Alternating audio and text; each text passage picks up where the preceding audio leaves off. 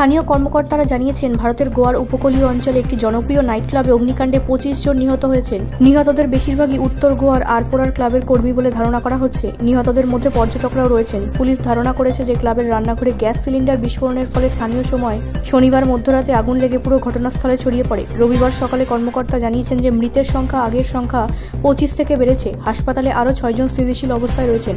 আগুন মূলত নিচতলার রান্নাঘরের আশেপাশে লেগেছে। গোয়ার পুলিশ মহাপরিচালক আলোক কুমার বলেন, আগুনটি মধ্যরাতে লেগেছে, এখন এটি নিয়ন্ত্রণে আনা সম্ভব হয়েছে।